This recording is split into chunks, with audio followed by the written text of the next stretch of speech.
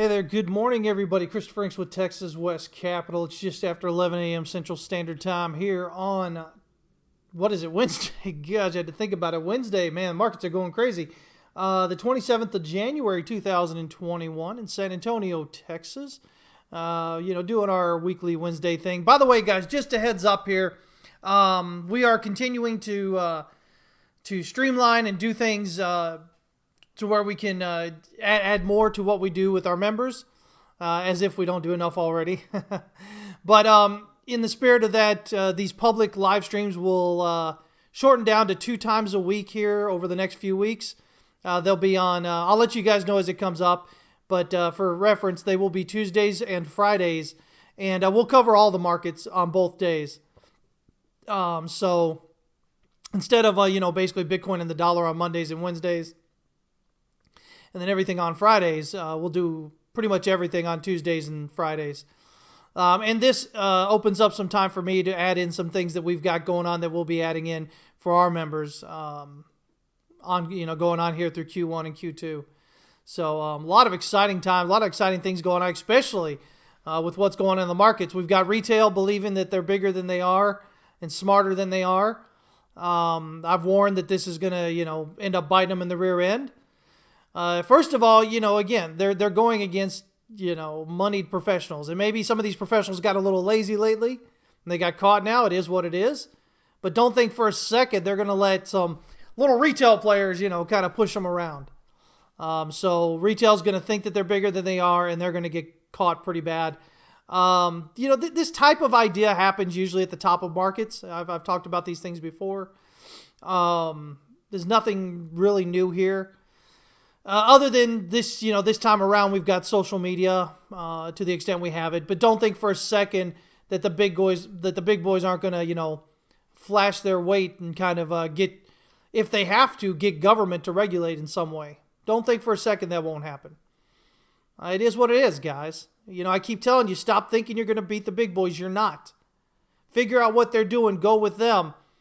But don't bet against them. Most of these guys who are going to get in here, these little guys who think they're so smart now and they're going to make all this money, first of all, they rarely take profits.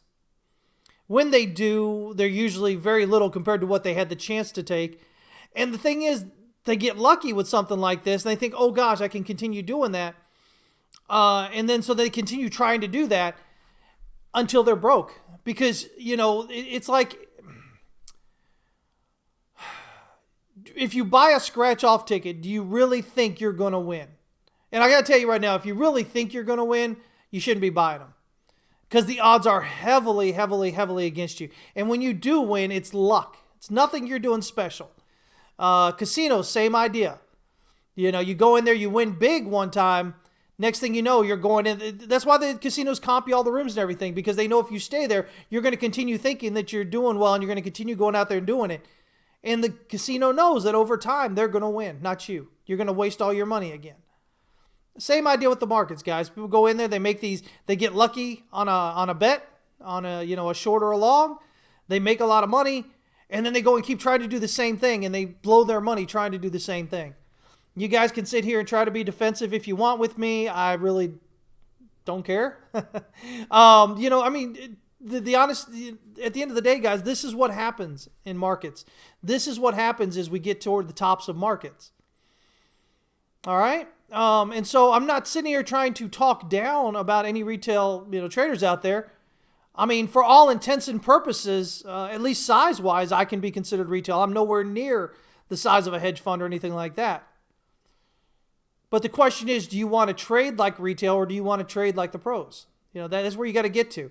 And if you think because of this GameStop thing here, all of a sudden trading like retail is where it's at, do what you need to do, but don't come crying when you lose your money. All right. If you're going to do it, make sure you're locking in profits. That's probably the biggest advice I can give you guys. If you're going to go do it anyway, and I don't see there's not any real reason not to jump in if price is moving, but man, you have to lock in profit. And, just generally in trading, that's the hardest thing for new traders often to do is to lock in profits. So it becomes even more difficult when there's euphoria and whatnot going on. You guys that have been here have been in crypto back in 2017 and now, You know how difficult that is, right? You got the thing that keeps shooting up and you're up 100%, then 200%, then 500%. You're like, oh my gosh, it's never going to stop. I'm going to be so rich. And then it stops. And then you can't get yourself to sell because now you start thinking about how far you are from the top rather than how far you are from where you entered. This is basic psychology, guys. This is the stuff that happens. So I just want to warn you about that. Because I'm going to tell you right now, most of the people that made money on this type of on this GameStop thing here, they're gonna either not be able to pull in lock in profit because they're gonna psychologically, emotionally not allow themselves to do so, or they're gonna do so at a much smaller rate. And then worse yet, they're gonna go on and continue to try to do this same thing, thinking that they're gonna get the same result. And what's gonna happen is the big boys, the ones who run the market, are gonna run over them. And so if you're going to get involved in that, guys, I just suggest make sure you're taking profits and locking them in. And don't just keep jumping in just because. Otherwise, you're just going to find out the hard way. And, for some people, they have to find out the hard way. It is what it is. But that's what I can do right now, okay? Hey there, Hank. What's going on? Silvio's here as well. Thomas Payne checking in. Says, howdy from the Freedom Rebellion stronghold of Texas. I love it. Dana, what's going on, man? Let's see here. Reading what you're writing there, man. Love to have you here. Telluride checking in as well. Crypto Mowgli, Nevlusian, TV Canal is here. Devin's here. Abs, what's going on? I am doing well. Thank you very much. I just found out that my son and I, those of you that don't know, we're huge moviegoers. And I just found out that there is an AMC theater. We're real fans of AMC theater. I'm not much of a fan of Cinemark. Just because of the quality of the theater and whatnot. And we just found out that one of the AMC theaters here in town in San Antonio is actually open. So that's exciting times. Pretty bad that that's the exciting times during all this pandemic and everything, right? But it is what it is. It's the little things, guys. It's the little things. Let me see here. Thomas Payne says that I'm not wrong, but it's funny these hedge funds got to taste their own medicine. Yeah, again, it was laziness. There's no reason they shouldn't have protected themselves. There's different ways you can protect yourselves with options and whatnot. And there would have been pennies on the dollar for that insurance, and there's no reason they shouldn't have done it. They were just lazy. I really think that's what it comes down to. But, if you're new to retail, you may think, oh my gosh, this is how we exploit the hedgies, and this is what we do. The reality of it is most of them aren't going to be like that. Most of them are not going to be that lazy.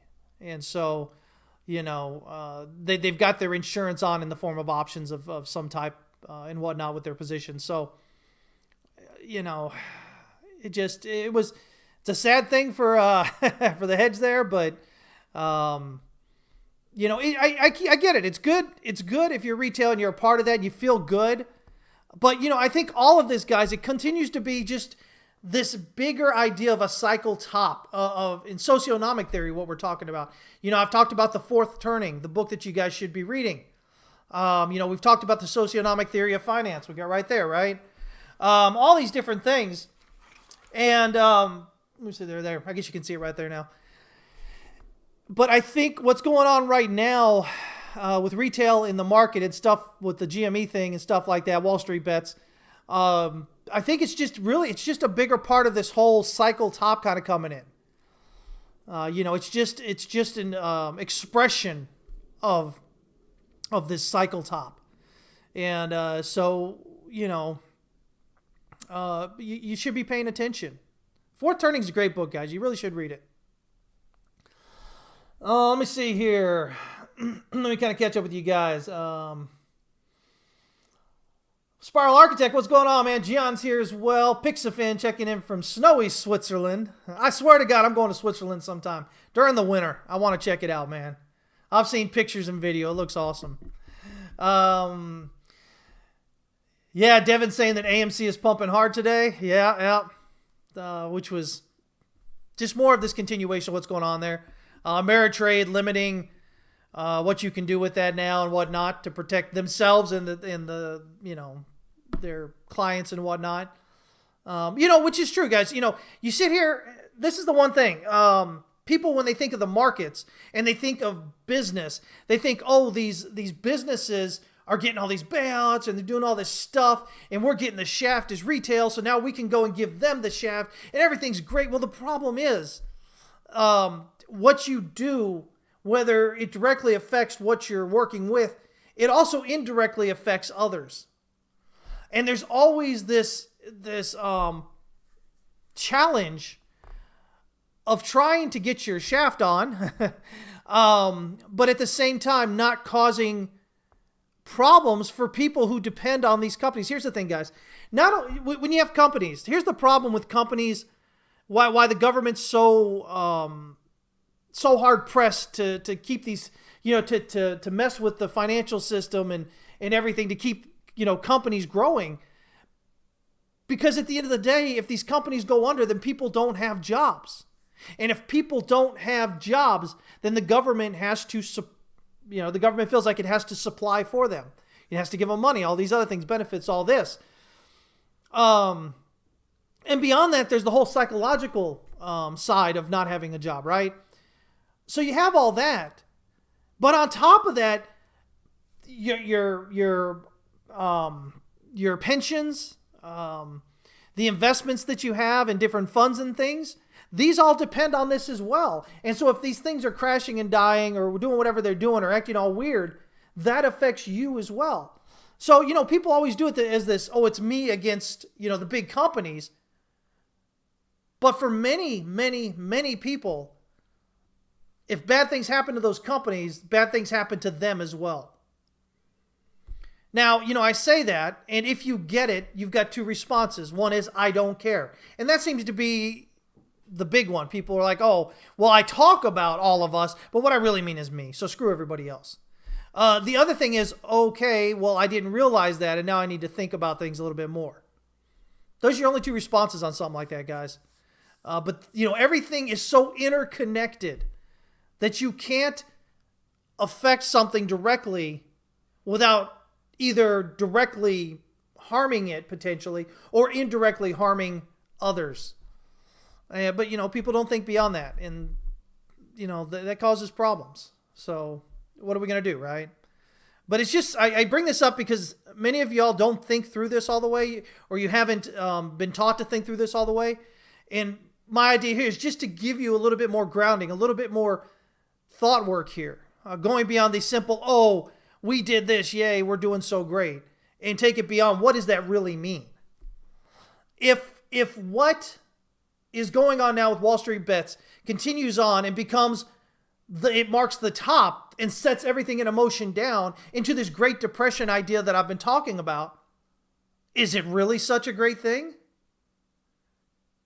Seriously. I mean, you know what? I don't know that any of y'all are old enough on here to have been through the Great Depression. I certainly am not. But I've done a lot of studying on it, and it was a miserable time. And you go, oh, we can't do that now. Things are so different now. We're off the gold standard and off Bretton Woods, and the government's more into this whole pumping money in the economy more than ever was. But as I keep telling you guys, putting money out there doesn't do anything on its own. People have to actually believe that things are on its way to getting better. If they believe things are on its way to getting worse, you can give them all the money in the world. Most of them are not going to spend it. They're going to hoard it so they can protect themselves in case their company goes under, they lose their job, or prices go up, or whatever the heck happens. That's the reality of it. Just because the Fed's printing money, even if it was printing money that was actually going out, which it's not, it's just going asset inflation. But even if it was printing money that was directly going out to you and me and everybody else, if we don't believe the economy is going to do better or that it's getting better, we're not going to spend. Not to the level that's needed to get it going. That's a lot of what we're dealing with here, guys. Freddie, what's up, man? He says, can't wait to see Maverick in theaters. And like that, I can have a beer at the local AMC theater. Yeah, man, I'm excited to see that as well.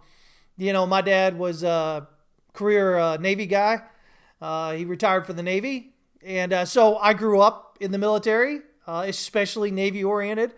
So, back in 84, 85, whatever it was, we watched the original Top Gun. So I'm kind of, that whole nostalgic side of me wants to see Maverick. We'll see if it's any good.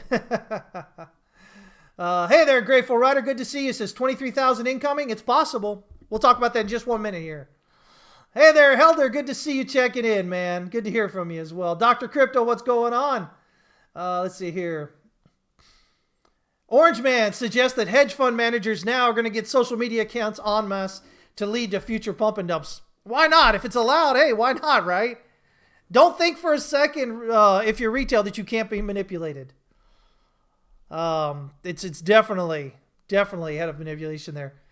The stock moves are making Bitcoin volatility look lame. Yeah, they are right now, right? Hey there, David. Glad to see you checking in from San Francisco. Let's see here. Hank says it's a short hunting season. It is. It is. I always have this same idiot trying to get people to buy something from them. Oh, man, I just lost my... I just lost what I was looking at. For whatever reason, my connection to the chat window here. Give me just a minute, guys. Let me see if I can get that back up. And then we'll start talking about what's going on here. With everything. Let me see here. I gotta find the right one here.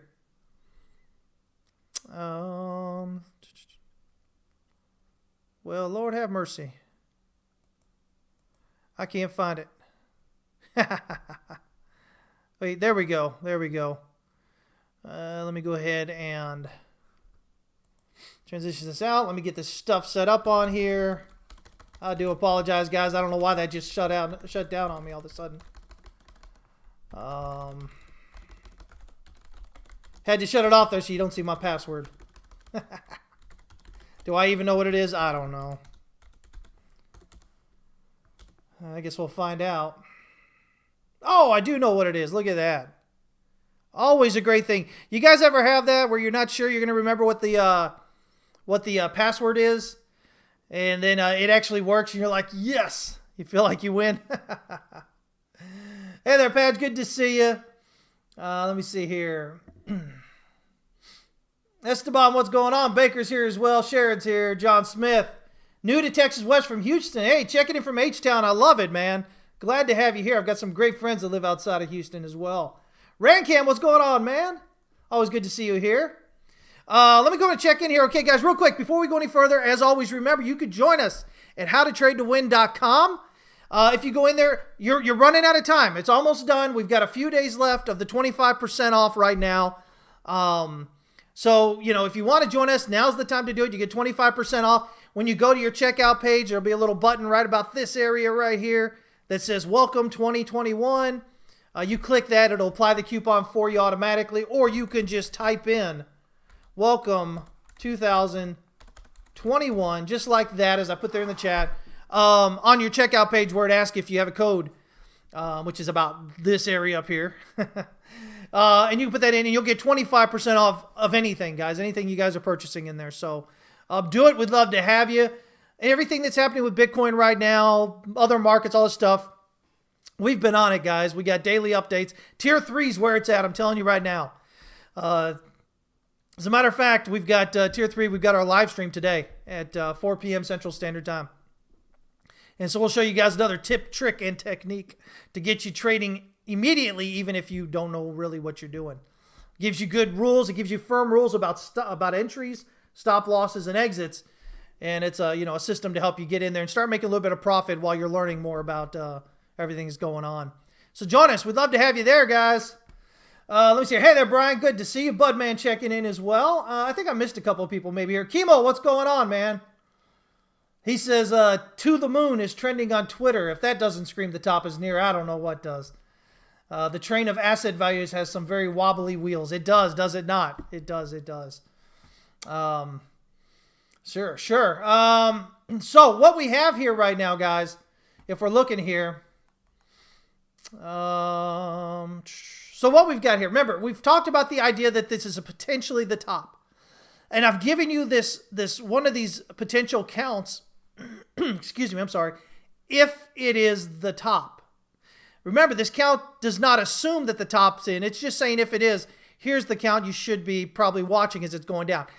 I've looked here recently, and maybe we've got a 1, 2, 3, 4, and we'll have a bit of a 5 here as a leading diagonal, potentially. But right now I've got this as a 1, 2, 1, 2 here.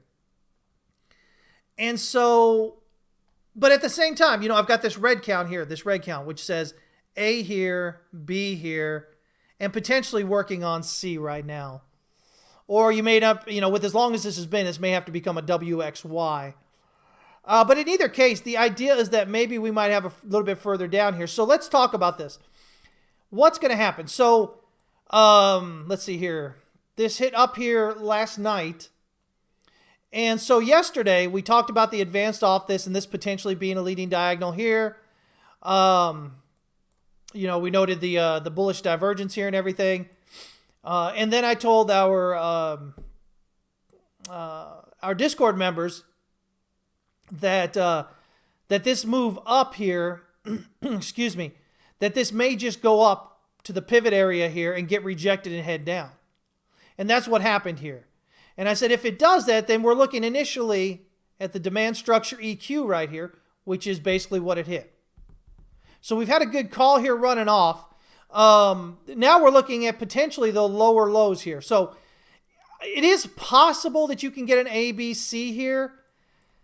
I think this is clear. I think this is more clear in ABC, but maybe you could get a little 1, 2, 3, 4, 5, and then this becomes an ABC here. Maybe I can't say that isn't going to happen. I think it looks much more clear as an ABC though. This is important because if this is an ABC up here, then we should expect 5 down. And if we should expect 5 down, then we've got 1, 2, and we're working on 3 right now. The other thing to think about is, okay, maybe this is 1, 2, 3, 4, 5 here. Maybe this is ABC. Now, it would still be a valid 1, 2. But we always have to be careful. When you have your swing low here, your wave 2, coming quite so close to the invalidation point, which is this previous low over here, when it gets this close, most often it's a signal that it's going to continue on through it. Doesn't guarantee it, but most often it does. So if you want to feel like this is a 1, 2, go ahead and do so. But make sure that you understand that there's a really good chance that this could be heading down here below, heading lower here. Now, just generally in terms of pivots, we dropped under the pivot, got rejected at the pivot. We generally will target the next pivot down at least. We dropped down below the pivot, pushed up, got rejected from the pivot, so it confirmed its resistance. And usually price is going to head down to the next pivot, at least. Often it'll continue down to the next pivot down, the S2. Okay? So this is just broad generic pivots and how we trade them. So the drop down through here, push back up, rejection, solidifies the idea, adds confidence to the idea that price is going to head down at least to the S1, potentially the S2. And you can notice right here, this 1 and 4 hour pivot right here, the S2 pivot, is right here around 23,830. If we look at other things here, we can look at this. I've drawn this large descending channel here. If we get a breakdown below this channel, then the pattern target based on the height of the channel here is about $10,950 below the point of breakdown. That means we could see the pattern target on a breakdown of this channel, could see price coming all the way down to around 16. I'll just move that a little bit. Right around 16,000, 15,900, 16,000. But that's the same target we use if it breaks out through the top. So as we continue to look at this in different ways, the larger term picture is, does price break out through this large channel resistance or drop down through large channel support? If it breaks out through resistance here, then you're looking at a target probably of around 47,000, 48,000. But while we remain below the pivot, your bias should be further downside. If we can get an impulsive move above and close above the 1 hour, 4 hour pivot here, then you open up the idea, okay, maybe we're going to go up. But even at that point, you still have to get above this swing high over here. Because you can pop up through the pivot, not get above that swing high and held back down. So the pivot's the first idea, the first point you have to get through. Then you have to get through this swing high up here at right about 34,888 on Coinbase here. Once you do that, your next target becomes the descending channel resistance. And if you can advance through that, then that opens up the idea that you potentially have that pattern target like you have here of 10,950 or so above the point of breakout, taking you up to around 37,000 maybe. Or I'm sorry, 47,000. Depending on how long it takes to get on through here. All right? So that's the big thing. So then we kind of zoom in here. We go, okay, well, if this is a 1-2 and this is a 1-2, potentially what we have going here is a 1-2, and we're working on a 3 here. Now, if this is a 3 moving down, then we have an initial target here of the 1618 extension, which is 26,472. And then that would give us a minimum wave 5 here of 24,937, which takes us below this here. But that's only this local 5 here. We still have, and that's all part of this 1, 2, 3, which is part of this larger 1, 2, 3. So if this is playing out like that, normally what we would do is go here and go, okay, well, if this is a 1 and a 2 and a 3 is coming down, we would say, okay, we measure out wave 1 here, put up there to the top of wave 2. I'm just kind of guesstimating here real quick. And that gives us generally a wave 3 target of 20,979. So basically about 21,000. But here's the thing. With this interior 1, 2, and then this potential 1, 2 working up here, this wave 3 is likely to go down further than that right there. And so we start looking at this bit of larger time frame demand structure here. And all of a sudden we start looking at, this higher volume node here within it at around 19,223 and the EQ here right around 18,000. These start becoming more general targets that we would look for. But none of this, what I'm saying here, before you run out of here saying, oh, he said it's going to die and it's going to crush off and it hurts my feelings or whatever. And I don't mean that for most of y'all. I just mean it for the few of y'all that do this nonsense. Because it really gets frustrating after a while. I'm not saying this is what's going to happen. But I am telling you that as these things break down and you fail to get that demand coming in, this becomes the bigger possibility. Once we're losing this 27, 28,000 kind of area, this support, it really does open up a stronger likelihood of much further down. And why is that important? It's important because, as I've been pointing out, crypto, Twitter, and other social media, again, guys, I keep telling you that the big accounts you follow on there often are just very emotional. And they tend to get you to do things that you shouldn't be doing because they use emotion. Oh, you've got a small brain if you're not buying. Guess what, guys? They were telling you had a small brain if you weren't buying here. And here. And here. And here. And here. And here. And here. And right over here. And they're telling you again right here. Guys, they've been telling you to buy the dip for $10,000. Gosh, I guess it's been more than 10,000. What? 42,000 to a low over here of around 29,000. For $13,000 dropping, they've been telling you to buy the dip, and you're an idiot if you didn't. Think about that. Sure, price may go up, and as I told you, we're still looking at the possibility that it could. But until it gets above this pivot, this 1 hour and 4 hour pivot here, until it minimally gets above that, there's no reason you should be looking for higher upside right now. You should be looking for a continuation of this downtrend, at least toward this kind of pocket of area here. This S1 pivot at around 28,100 or so, down to, this support here, maybe around 26,800. Because again, you have the pivot there, you have the pattern target based on the height of this channel, which is right there around 27,463. And then you have the descending channel support. Those are 3 very valid areas if price continues down below this morning's low of where you should be looking for price to target. All right? But you've got to be careful when you're following people online that are very emotional, you have to learn to understand what are emotional words, what are emotional phrases, these things that are going on. Because if somebody is giving you these emotional things consistently, you need to be wary of that. If they were so good at what they did, if they were so good at forecasting market movement, they wouldn't need to use those words. They use those words because, one, either they don't know how not to, which should have you concerned anyway, or two, they're purposefully trying to get you to do that. They're trying to get you to see the things that you want to see. They're tapping into what you want to happen rather than what may be likely to happen, because that grows their account base. If I went out there, man, you guys, come on, man. I've been doing this for how long now? I've got just under 24,000 followers on Twitter. 3 years I've been doing this. Just under 24,000. That's it. Because I don't get out there and I cheerlead Bitcoin day in and day out. And that drives a lot of potential followers away. Which, I care from the point that I care whether you guys are thinking rationally or not. I don't care from the point that, oh my gosh, I can't make a living being an influencer. I don't have to do that, thankfully.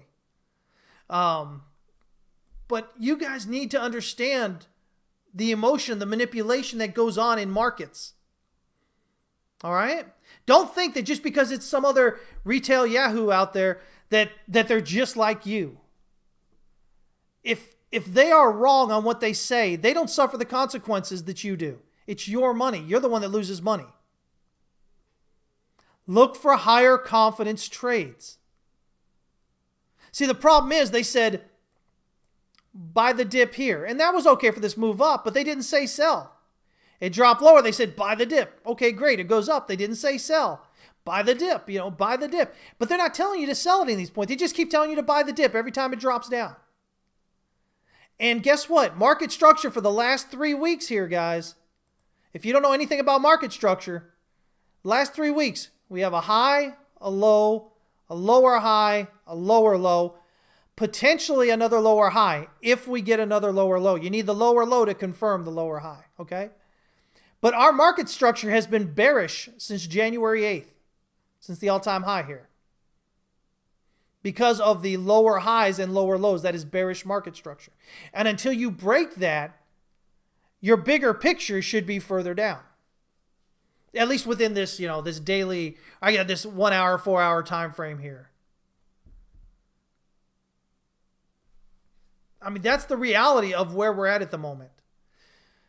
So you can say, oh yeah, well, they were right about buying the dip. But sure they were. We talked about buying dips and selling but we talked about selling as well as prices moved up and potential price action where it's been moving to give you realistic ideas of what could be going on. Now, how you play that is up to you. I cannot tell you legally. I want to get you guys to understand this. I do not have an RIA license. I'm not a registered investment advisor. So when sometimes y'all come to me and you say, well, man, here's my thing. I bought this here and this is where I'm at. And this is what's going on. What should I do? It's not that I don't want to tell you, which I really don't want. I want you to learn yourself anyway. But it's legally, I cannot tell you what you specifically in your situation should do. It is against the law. I can get in a lot of trouble for that. I'd rather not get into a lot of trouble. We can talk about the market in general. Where is it going? Where is it potentially going based on things that we know and the way we read the market? But when you come in and you're asking somebody online, what you should do, you tell them your situation, you say, man, what should I do? How can I do this? If they're telling you and they're U.S. based, they are breaking federal security laws. That's federal laws, guys. It's serious stuff. But we talk about, so what do? We talk about projections. We talk about forecasting. We say, okay, well, we've got this, so here's a couple of possibilities. Now, if it goes above this area here, then it invalidates this other idea. Or if it goes over here, then it validates this idea. And this is how we help you figure out what you want to do with trading. But as far as what you should do personally, that's going to be up to you. You absolutely have to figure it out. So how do we compensate for that? At TWC, everything's about learning. Everything's about education. Everything's about helping you understand. So that if anything were to happen to me, guys, and all you were doing was living off of my telling you to buy and sell here and there, what would you do? If I told you to buy and you bought, and then I got into some kind of accident, ended up in the hospital, and I was there for 3 weeks, what are you going to do? You see, you have to learn how to do these things for yourselves. And once you do, I'll tell you what, guys, it's the greatest feeling in the world. And it's not that you can't. I firmly believe if you're of a normal, what's normal these days, but a normal kind of emotional and psychological mindset, if you don't have any real, potential chemical imbalances going on that could, affect the way in which you think, I see very little reason to believe that you can't learn how to trade effectively and profitably. But a lot of it means you have to get away from all these things you think are correct about the markets when you first enter and learn what's really going on. So, where are we at now? Again, we've got this pop up here. Here on the 1 hour, you can see that Stochk RSI has almost hit overbought here. I think we've got lower. Like I said, target-wise, you look at your S1 pivot, you look at your pattern target here, you look at the descending channel support. I'm really just kind of looking around the descending channel support, and I'm not even feeling too comfortable that the idea is that price is going to bounce from there yet. It may, but right now I'm seeing a lot of weakness. Everybody's talking about all this money that's come in recently into the market, guys, or is going to come in. But what's going on with price? For 3 weeks, price, even though all that news has come in, price has continued to go down. This should be getting your attention. It can still go up. But you need to recognize what is going on at the moment. So that you're not caught. So that you're not just buying all these dips and holding until you're broke. Especially if you're using leverage. Heaven forbid. All right. Let me see here.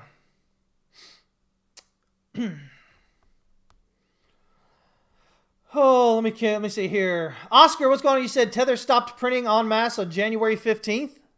I haven't been paying attention to that, but that's interesting if so. Where's January 15th? That would get you right up in this area here. That's interesting. But, everybody's talking about the about how they're expecting the same parabolic top, which is what we've been talking about, right? It was what makes sense, right? We had this strong move up. And so now people are waiting for a parabolic top to happen. So they think price is going to continue up. Again, it may. I can't say that it won't. But the fact that we've been doing 3 weeks of this continually pushing down in spite of all this new money supposedly coming in, what if this is just, what if you're just buying into all this short, all this distribution going on? What if that's what's going on? Not saying it is, but I'm saying if you're not considering that as a possibility, I don't think you're doing yourself any favors as a trader. The one thing we can note here is every drop is it's still spikes of volume buying up these drops, these dips. But notice the width here. There's less width here. There's less width here as we're getting down here. The spikes are getting shorter. So less and less volume, less and less buying of the dips. And so what that means is if there truly is some sort of distribution going on here, then what's going to happen is a breakdown of this area right here that we're looking at should cause an acceleration to the downside. Because at that point, all your buyers in here are weak, are going to be weakened. They're going to be tired. What's the word? I can't remember the word. The exact word I'm looking for. But yeah, they're going to be tired. They're going to be exhausted. Exhausted. That's the word I'm looking for. Because they've done so much buying as it's continued to come down here. And you can see you're eating right into this 1 hour structure here. So we've got this bit here, this bit of demand right here. Whoops. From back on, this was the dip on the 4th of January, all right? So this wick down here has left demand. Now that demand has already been eaten out on this dip down here on the 21st of January. It's being eaten again, so that took a lot of what was in here out of it as it sent it back up.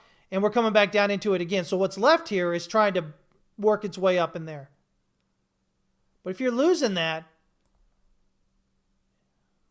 moving down here, you've got a bit of a, this pattern target ends just above this higher volume node here at around 27,000. That's just the support of the channel here. You see that? That's that area. I said, if we're losing this area here, we should accelerate to the downside. Then you're looking at this higher volume node here around this wave 4 area, which is where we normally look, at around, 23,000. Things accelerate a lot easier once we're getting through this, because right now we're still dealing with this support that's right here, this demand that's right here.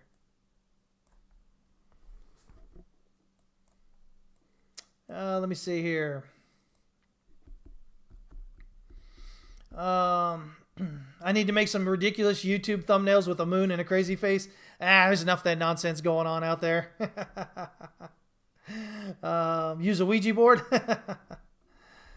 Common Man Crypto, what's going on? He says Bitcoin better hold above 30,000. That's his 2 cents. And DXY better break 91. Well, since you bring up the DXY, let's take a look. This is what's going on today. This thrust up, this surge higher. It's affected all markets. Bitcoin dropped. Gold, silver dropped. Stocks dropped. Oil dropped. Everything dropped that's denominated in dollars. Why? Because as I continue to tell you, if the value of the dollar rises, then that makes, or if the price of the dollar rises, then the value of anything denominated in it's going to decrease. It's what it is. Right now, with this count I have here, we should be potentially here working on a wave 3 with a minimum target of 91.035. Now that's important because that takes us just above wave 4 here. And in doing so, that should be the first real clue that the bottom may be in. I really want to see continued advance through this descending channel resistance, which started back in March. If we can advance above that, I don't think there's much in the way of further down. I mean, I think this is a movement through this descending resistance is a pretty strong indicator, I think, that the bottom's likely in. But first, we got to get above wave 4 here. As long as we're below wave 4, we're still pretty significantly vulnerable to further downside. But once we get above that erases a lot of that vulnerability. Not all of it, but a lot of it. If we get above this descending channel resistance, to me, there's very little reason to believe price is going to go down at that point. So that's what we're watching for right now. And if we look at, if you look at your Forex markets, your Euro USD seems pretty clearly in a downtrend. USD CAD looks like it's about to confirm a bottom with its movement here. If we can get a little bit further upside from where it's at. USD Yen it's moved up strongly today as well, kind of advancing that whole idea that the bottom's in there. The Aussie dollar against the USD, it's been kind of iffy here over the last week or so, 2 weeks. But I think the move down today really kind of sends a strong signal that the top's probably in for that. So, again, the USD against the Swiss franc does appear to be bottomed as well. And so these things are important because as far as the DXY goes, your euro, for those of you that don't know, the dollar is compared to a basket of currencies to get your DXY value. And those baskets of currencies, each currency in there has a different weight. So the Euro USD is about 57% of the value of that basket. And so that's why the DXY seems to be a mirror image of the Euro USD. The second largest Forex pair in there is the USD Yen, Japanese Yen. And that one's about 11%. So between the Euro USD and the USD Yen, you have about 68% of the value of that basket that the dollar's compared against to get the value of the DXY. So if those two are bottom, or if Euro USD is topped and USD Yen is bottomed, there's very little reason to believe the DXY is not bottom, because that's almost 70% of that weighted basket that the dollar's compared against. And then, of course, the Swiss franc is in there and a few others. much smaller. I think the Swiss franc is about 3 or 4%, somewhere like that, of the value of that. So if you just look at the USD, just to look at the USD, the DXY, just to look at the DXY, and you don't have an understanding of the currencies that make up the basket and how it's formed and whatever, I think you do a real disservice if you're trying to figure out where things may be headed. Because you get your clues from what's going on with those other pairs and then in relation to what's going on with the DXY. DXY is looking pretty solid at the moment, but until it gets above that wave 4 there, and more importantly, above this descending channel resistance, it's still, possible that it might have further downside. But anytime this thing surges up like this, you're going to continue to get these same things happening to your other assets. That's why I keep talking about if this is the bottom and this thing's headed up now for a whole 5 waves, large 5 waves up, and you're headed up above 100, how does Bitcoin get higher on something like that? It's not realistic. I mean, absolutely anything can happen. And if you had so much demand plowing into the Bitcoin that it overcomes the decrease in value as a result of the DXY, there's that possibility. But the reality of it is the big money that you would need to do that is not going to be jumping in Bitcoin if the DXY is rising. They'll be going long dollars. They're not stupid. As they've continued to say, as so many of them continue to say recently, we're getting into Bitcoin because we're, just as a protection in case there's this inflation coming up on us. Well, if the dollar's rising, that's deflationary. That's the opposite. That means they're going to lose value on their Bitcoin that they have in there, guys. Now, Michael Saylor's got his little get-together or whatever, I guess, that he's doing next month. And he's convinced all these big companies are going to jump in Bitcoin. But I'll tell you what, if Bitcoin continues dropping here and the dollar continues going up, the best he can hope for is to pique the interest of some of them so that they may buy when it's done declining. But they won't be buying tomorrow. If they see Bitcoin's dropping and dropping and dropping and the dollar's going up and up and up, there is absolutely no reason for them to buy. And if the rest of the economy's in tatters and going down, there's even less reason for them to buy Bitcoin.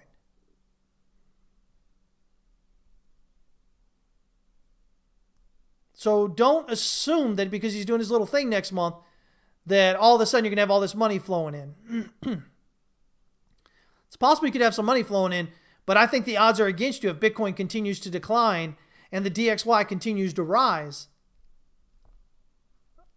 And especially if the stock markets continue to drop and the stock markets have topped and the economy continues to get worse, unemployment continues to rise, and then all these government things that are coming in now starts making it more and more difficult for business, which you got to think businesses are having difficulty as it is already because of the pandemic.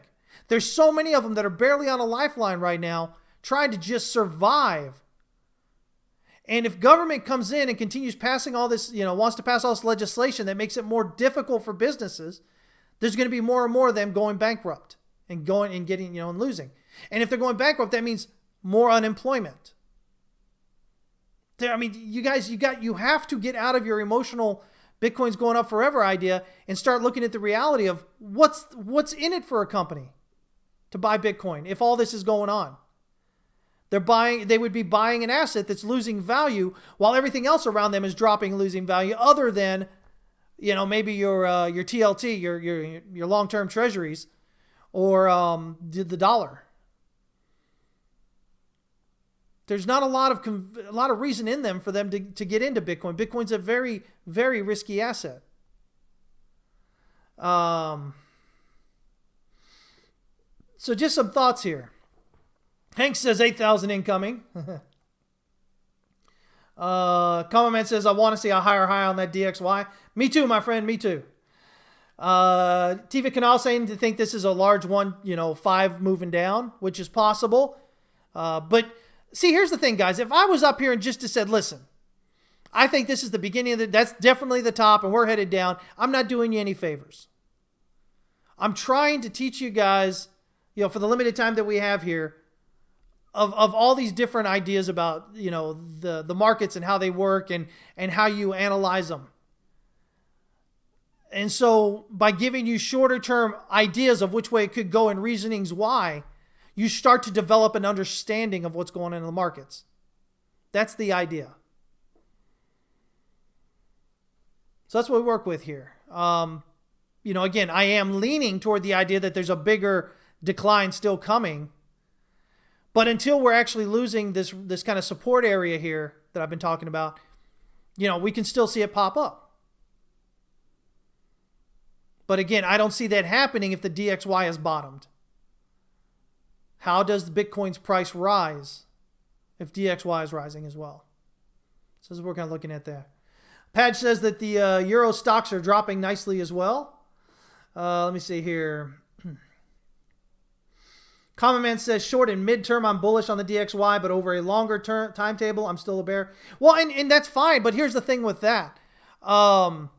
If you use that as reasoning for being in Bitcoin, you guys got to be careful with that, because what's the longer term? I mean, if we're looking DXY short to midterm, if you're bullish on that, then there's little reason, I think, to have much exposure at all. I mean, you can still have some small exposure, but I think any significant exposure to crypto, I think, hurts you. Because again, if you're bullish on that dollar rising, then Bitcoin and the other cryptocurrencies in general should decline. Not all of them and not all at once and whatever, but the idea is that the market should decline in relation to the DXY's ascent. If you're more bearish on the DXY longer term, well, then you use the opportunity to buy a larger dip in the Bitcoin. I just said in the Bitcoin. How old am I? Jeez. But you know, you don't buy all these small little dips. You zoom out to a larger time frame and look at it that way, I think. Let me see here. Hank says every parabolic we've had so far, 20,000, 13,000, corrected to the 886 linear chart, linear fibs.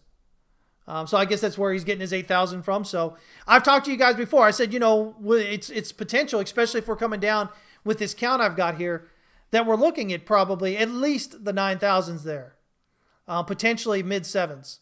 So that would align with what Hank is looking at here. So maybe there's something in that, you know, it would align with that there. Let me see here. Let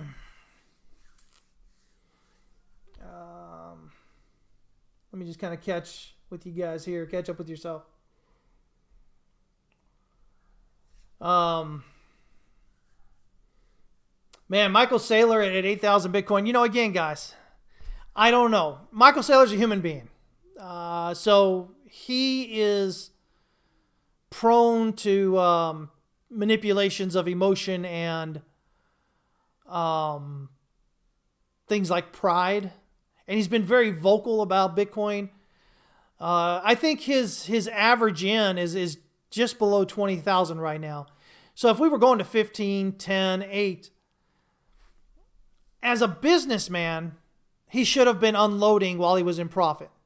And if he was really, you know, still excited about Bitcoin, he could buy at a lower price.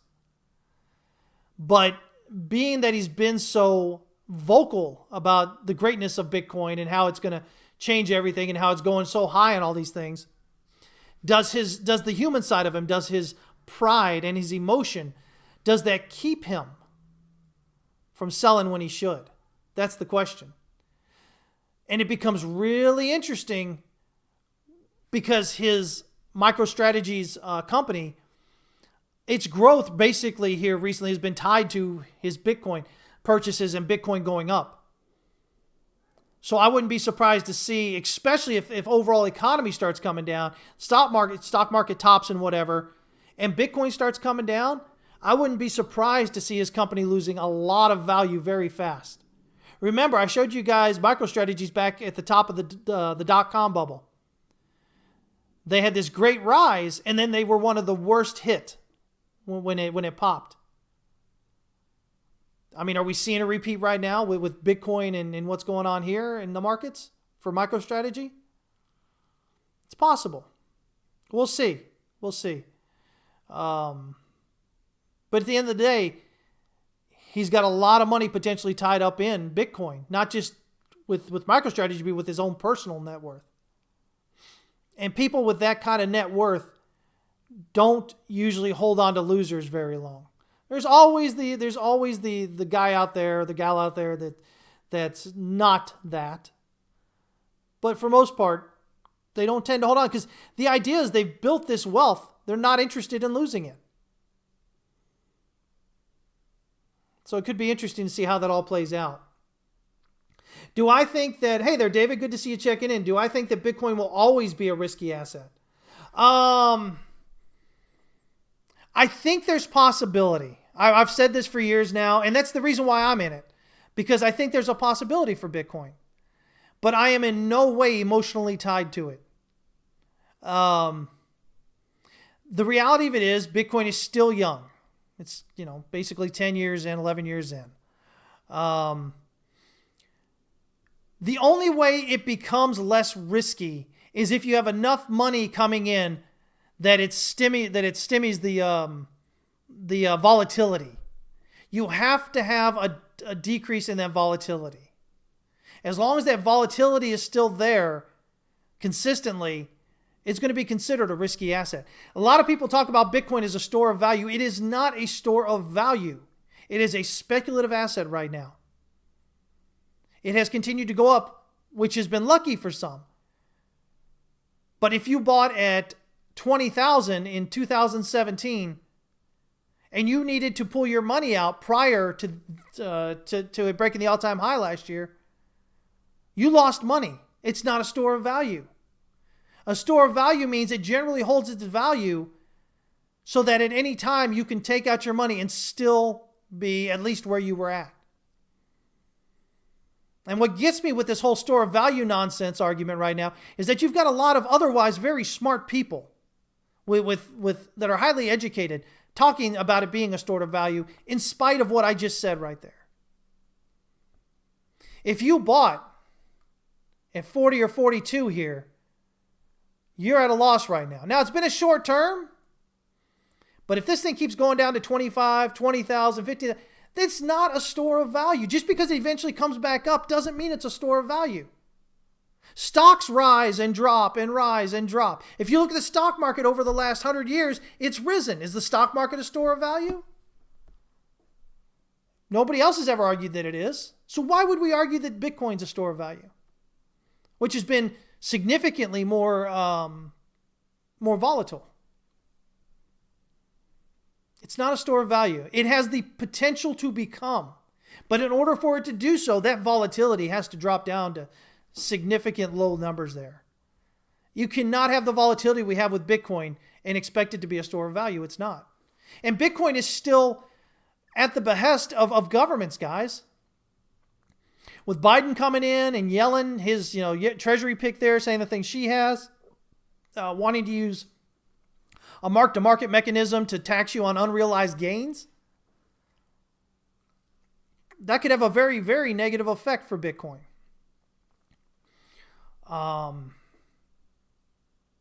There's so much going on here, guys, that most people, economics is called the dismal science for a reason, guys. And, most people don't enjoy it. It is what it is.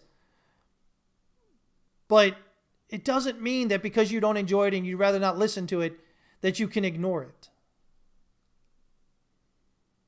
I think there's a lot of potential for Bitcoin.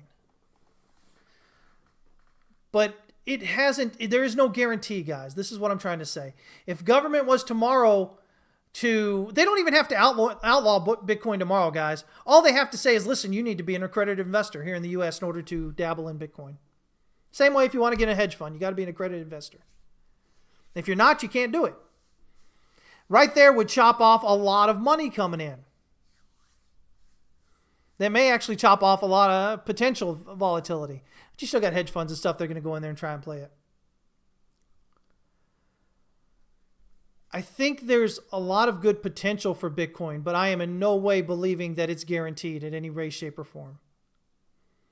And I think the problem with a lot of new traders is they need it to go up. They've spent that money in their head already. They've put in more than they ever should have put in, more than they could afford to lose. And so they need price to go up. So that's a difference between, there's a difference between that needing price to go up and actually, having valid reasons for price to go up. So we'll see what happens overall. Again, my thought is, remember guys, I've been talking about this forever and a day, it seems like now. Even if we were to get a drop back down to $3,000 or $2,000 or $1,000 or $500, right now I don't necessarily think that it's dead at that point.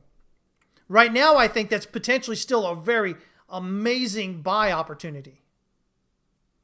Now we'll have to see as it gets down there what's caused it to get down there. Is there regulation going on that's going to make it difficult for Bitcoin to grow, stuff like that. If that happens, well, that might add some negative to it. But even right now, same thing I've told you guys is if it's getting down there, it's probably going to provide you with the best opportunity many of you have ever had to buy. But most of y'all are going to be way too scared to buy it. People were too scared when we said, hey, listen, it looks like it's going up here from 31.20. You should be buying. People thought it was going to get rejected at 4,000. We said, no, it's going to continue up. No problem. Went up. People were sure it was going to get rejected harshly at 6,000. I said, no, it's going to slice through it like a knife through butter. I explained why, and it did. When we got to the top there in June of 2019, I posted the point and figure chart, which gave us the range up there at the top that said we were at the top. Sure enough, we were. On that drop back in March, we watched it as it was happening. We were discussing it there in Discord with our members. And when we were getting the move back up, we noticed that it was BitMEX pushing it down and it was Coinbase bringing it up. And the fact that it was Coinbase bringing it up, leading the pack up, we said, man, this is probably a pretty good place to buy. 4,500, 5,000 we were talking. People were still too scared. Many people were still too scared to buy at that point. So, I mean, we've got a great track record overall. But people want to hear what they want to hear when they want to hear it. And that's the problem. So we'll see how this goes on here. Common Man, have a great day, man. He says, back in 2015, I had 7 Bitcoin, which I bought for about $250. I proudly sold them when the price got over 700. And he's got a sad face. Here at the end of the day, guys, being a trader is about locking in profits consistently and maintaining your risk intelligently for those times when you do lose. If you can do those two things, you're going to be ahead of almost everybody, every retail trader out there, which means you have a lot more chance, you're a lot more likely to be successful. If you refuse to do those two things, if you keep holding on thinking the price is going to go higher, it's going to go higher, and you're not locking in those profits, then you're not utilizing the two things that you don't have control over. Well, you're not utilizing the one thing you have control over, which is compounding. Locking your profits, it allows you to take a bigger position next time. You make profit again, lock them in, it allows you to make a bigger profit the next time. So compounding and time are what make you wealthy, guys. Not your one trade. Not your one trade. So if you haven't learned yet to lock in profit consistently, get to learning. If you can do that, you will increase your odds significantly as you're going to be a profitable trader. And of course, like I said, maintaining proper risk management. If you ignore those two things, you're not going to get where you want to go. I'm telling you right now, you're really not. Most likely. Can't guarantee, but, again, I've been doing this over 25 years. So I've got a lot of experience, a lot of people I've talked to and seen over the years. It just doesn't happen that way. But anyway, let me see here. I'm just about to get out of here. I'm running a little bit late here. Let me see here. Tyler Johnson says the smart players are pulling profits on smaller margins and then staking in other protocols, something that's never been available till recent. Well, I don't know. You say the smart players. I don't know. How smart is it? At what point does that become not so smart? It may seem smart at the moment here, and it may be smart at the moment, but it may become not so smart, if price and everything continues to decline. So we'll see what happens there. I don't know. We'll see. Any concerns with Biden administration printing more money? No. I mean, guys, look at this. We've had QE. We've had printing of money, as you guys want to say it. Let me kind of zoom out here a little bit more. Since down here in 2008 to 2010 area when QE started, about 2010 or so, we've had prices, the value of the dollar has continued to rise over the last 11 years in spite of all the QE printing. So why would I be worried about it? No. I'm concerned. The only thing I'm concerned about is if people actually get money, are they going to spend it? You know, QE has not been putting money in people's pockets. It's been inflating assets. The idea is that if you inflate the assets, then the companies have money coming in and they can hire people and they can do all this. And so it bodes well for the company. That's the big thing. That's what they're trying to do. In case you guys haven't figured it out yet, what I keep explaining to you is the Fed itself has no power to directly make anything happen in the market. They do things that they hope will encourage the market to do the things that need to be done. It doesn't matter about dollars being printed. Unless credit is expanding, the market's going to continue to die off. You have to have credit expansion, and we've had the opposite. We've had credit contraction. So, you know, we say Biden printing money. They're not really. I mean, even if they send out a little bit more on the, you know, the stimulus payments or something, that's such a small bit of the outstanding debt. It's nothing that really affects much of anything. As long as companies keep going under and keep, unemployment keeps rising and all these things, or stays relatively high, there's no reason to expect that there's going to be anything great coming out of all that money printing. So, yeah, you know, got to worry about that. But anyway, I'm going to get out of here, guys. I'm already well over here, 15 minutes. So I'll be back on Friday at 11 a.m. Central Standard Time, and we'll talk about all the markets then. You know, we'll look at precious metals, gold, silver, potentially some oil, stock market, maybe look at some requests, and of course, as well as Bitcoin and the dollar. So hopefully you guys will join in then. But don't forget, you're running down the last couple of days here to get your 25% off. Join us at howtradetowin.com. We'd absolutely love to have you there. I could lie and say it's great because I'm there, but really, it's not. It's our members there, guys, and you'll find out when you're there. You'll see why most of our members have stayed well over a year. We've got many that have been with us 2 and 3 years now. It's an amazing community of traders, guys. A lot of information, not just from me, not just from Scott and Adam, but also from our members in there. Some of them have started with us, brand new traders, have become amazing traders. Others already had trading skill sets and they've come in, and they've added to what we do there.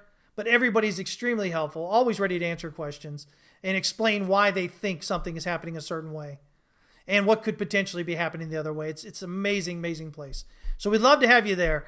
Other than that, guys, hey, listen, other than that, remember the only thing that the only thing you control, I got to say this, the only thing you control, especially in the market, is how much you lose, guys. That's it. So risk management is the most important thing you're going to do day after day as a trader. If you haven't understood that yet and made that your most important thing that you learn, make sure you do that today, all right? You guys have a great day. Take care. And if you're in Discord, I'll catch y'all over there. If not, and hopefully you guys will come back on Friday. Have a great week.